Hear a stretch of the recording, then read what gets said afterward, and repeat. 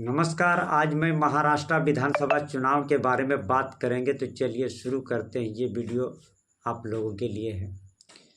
महाराष्ट्र में 288 सीट है। उन सीटों में 20 नवंबर को वोटिंग होगी और 23 नवंबर की मतगणना होगी। तो मैं आज महाराष्ट्र विधानसभा के बारे में पूरी तरह से जो है ना आप लोग को जानकारी देंगे, इन्फॉर्मेशन देने की पूरी प्रयास करेंगे।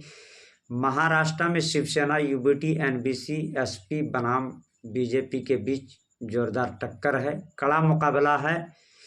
अब देखा जाए कि 2019 के परिणाम जो है, बीजेपी ने 16 और एनसीपी ने 13 सीटें जीती थी।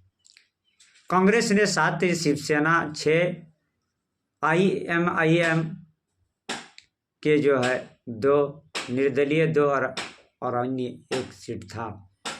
यानी बीजेपी और एनसीपी में महाराष्ट्र में जोरदार टक्कर है, कड़ा मुकाबला है, परिश्रम बहुत कठिन है।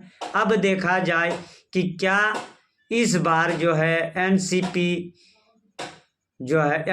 भारी रहेगी या तो फिर जो है बीजेपी, क्योंकि जब भी महाराष्ट्र का विधानसभा चुनाव की घोषणा होते ही सियासत दलों में, सियासत पार्टियों में हलचल मच गई है, सियासत के नेताओं में खलबली मच गई है। लोग जहाँ तहाँ अपनी जगह, गली मोहल्ले, अन्य जगहों पर जोरदार चर्चाएं हो रही है। महाराष्ट्र एक ऐसा सीट है जहाँ बीजेपी ने 19 में 16 सीट जीती थी और एनसीपी ने भी 13 सीट जीती थी। अब देखा जाए कि ये जो है 24 के विधानसभा में जैसे ही निर्वाचन आयोग ने इस विधानसभा की घोषणा करते ही जो है सियासत पार्टियों में खलबली मच गई है और बड़े बड़े लीडर अपने अपने जो है क्षेत्र में पूर्ण जोर ताकत के साथ जो है ना उभर चुके हैं। अब देखा जाए कि बीजेपी कहीं अपनी सीट को बढ़ाने में कामयाब हो पाती है या तो फिर जो है नीचे जा सकती है। एनसीपी ने इस बार जो है, इनकी भी अपनी सोच है, अपनी सियासत के लोग हैं, शेड्यूल के मुताबिक ये क्या अपनी सीट में बढ़ोतरी कर पाएगी या नहीं, ये देखा जा सकता है।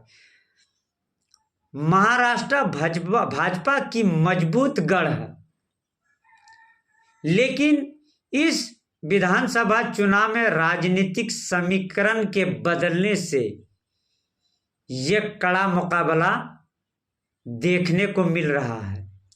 भाजपा ने अपने ही गढ़ में अपनी पकड़ बनाए रखने का चुनौती साबित हो सकती है। उत्तर महाराष्ट्र में विधानसभा का 47 में से इस क्षेत्र में 5 जिले में, इनमें धुले, नंदुरबार, जलगांव, नासिक और अहिल्यानगर जिला शामिल है। इनमें से कुछ जिले की सीमा मध्य प्रदेश और गुजरात से लांघती है। भाजपा ने 2019 के विधानसभा चुनाव में 47 में से 16 सीटें जीती थी। उस वक्त पार्टी शिवसेना के साथ लड़ी थी। इस बार राजनीतिक समीकरण बदल गया है। शिवसेना और एनसीपी 2 गुटों में बंट गई है।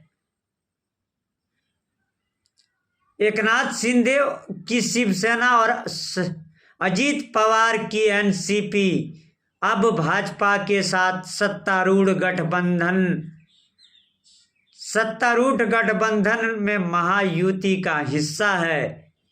इस बार उत्तर महाराष्ट्र में मुकाबला शिवसेना, यूबीटी, एनसीपी, एसपी बनाम भाजपा के बीच होगी।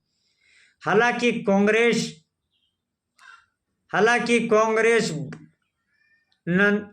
नंदुरबार, धुली और अहिल्यानगर में चुनाव लड़ेगी। उत्तर महाराष्ट्र में किसानों का भी मुद्दा और आरक्षण को लेकर मराठा ओबीसी ध्रुवीकरण जैसी बेहद महत्वपूर्ण मुद्दा है। यानी किसानों की मुद्दा जो है लोकसभा में किसानों की नाराजगी से भाजपा को पड़ी थी हार। ये बड़ी मुद्दा है। और मराठा और ओबीसी आरक्षण की भी मुद्दाएं हैं। क्या इस बार इन मुद्दों की चर्चा से क्या बीजेपी अपनी सीट में बढ़ोतरी कर पाएगी या कहीं एनसीपी की पार्टी भी अपने सीटों में बढ़ोतरी कर पाएगी, ये देखा जा सकता है। लेकिन महाराष्ट्र में बड़ा कठिन मुकाबला है। अपने अपने दोनों ही दलों को अपने अपने क्षेत्र में मजबूत पकड़ बनानी होगी। क्या सरकार बनाने के लिए 145 चाहिए, यानी 288 सीट में से अब देखा जाए कि इन दो महादिग्गजों के बीच किनकी सरकार बनेगी, कौन सा सीटों में बढ़ोतरी कर पाएगी। आगे आपके साथ इस फिर वीडियो में मैं हाजिर होऊंगा। नमस्कार।